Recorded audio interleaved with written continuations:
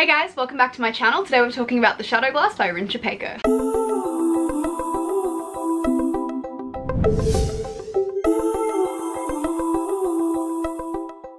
For those of you who do not know, The Shadow Glass is the third and final book in the Bone Witch trilogy, which is one of my favorite trilogies of all time, and I forgot how much I loved it until I just reread it. So this video will contain a non-spoilery section and then a spoilery section. So if you haven't read the book, you can stick around for the start, and if you have read the book or you like spoilers, you can stick around for the rest of the video. But for now, we're going to talk about The Shadow Glass. So as I said, The Shadow Glass is the third book in the Bone Witch trilogy, and I cannot tell you how much I fucking loved it. Like, I forgot. This is one of those books that when I read it, I love it. There's nothing wrong with the book. Nothing wrong. I can't find a single thing I don't like about the book. And then I read other books and I forget how much I loved it. But then I got an arc of The Shadow Glass from work and I started reading it and I was like, I don't remember a lot of what happened in book 2, so I'm gonna go back and reread it. I spent the last 4 days rereading book 1, The Bone Witch, and book 2, The Heart Forger. So obsessed. I love everything about this book. I love every single one of the characters. I love the magic system. I love the world. I love the villains. I love the writing. I think Rin Chupeco is one of the best writers I've ever read. I think she's incredible. I believe I have a book talk too.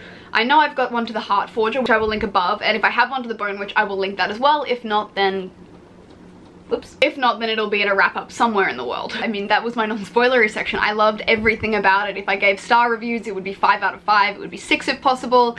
It was an incredible ending to an absolutely incredible trilogy, and I highly, highly recommend reading it. Obviously, I can't tell you too much of the synopsis just because it is the third book in the series. It's just incredible. It's incredible. Anyway, now I'm going to get into the non-spoilery section, so if you haven't read The Shadow Glass and you don't want to be spoiled, bugger off and then come back once you've read it, or you can stick around and talk about all my spoilery feelings. Everything, all of it. I love Tia so much. I think she's such a good character. I was so interested in book 1. We literally start with her as the villain. Like, she's the villain, and then we get her origin story. This whole thing was an origin story of a villain, and it was amazing, and she wasn't even really a villain, but was she kind of a villain?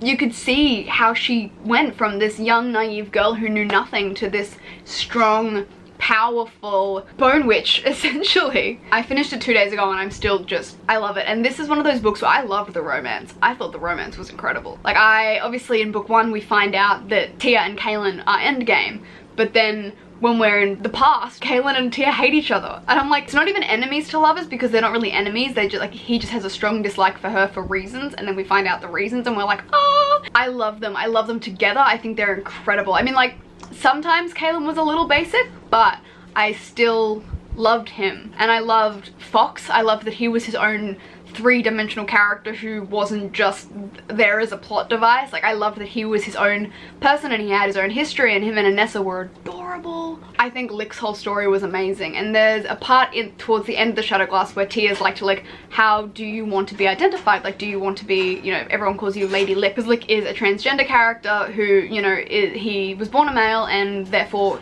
they assumed he would have to be a Death Seeker, but then he decided, like, that he wants to be an Usher, and so that was all very controversial back then. And you know, throughout the book he's referred to as Lady Lick by strangers who don't know that he's a male, you know, just by everyone, but throughout the book he's still referred to as he.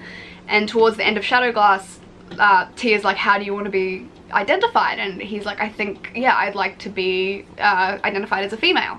And so, like, literally 3 sentences later it was like, Lick, she. And I just thought, for some reason, I just, that's so great, and that's just something that I was so happy for as a real world thing, but also in the book, because Lick was one of my favorite characters, and seeing her be so, like, seeing her go through this journey, it was just so incredible. And then the romance between her and Collard was just, it was so good. Fuck, I love everything. I loved the magic system. Sometimes, like, it was a little hard for me to understand sometimes, but again, like, it was incredible. I love the Deva. I love that they were essentially just big fucking pets of hers that loved her. You know, towards the end of the stuff, the creation of Shadow Glass and Heart's Glass and Dark Glass and Light Glass and the first harvest and stuff, it got a little confusing to me at the time, but I think that's because I was just lapping it up so fast that I wasn't, like, sitting to let things sink in. I was just powering through that book because I was like, I gotta know how it ends. Saw some things coming and then I didn't see some things coming. Like the twist with Alfie being a monster, I was like,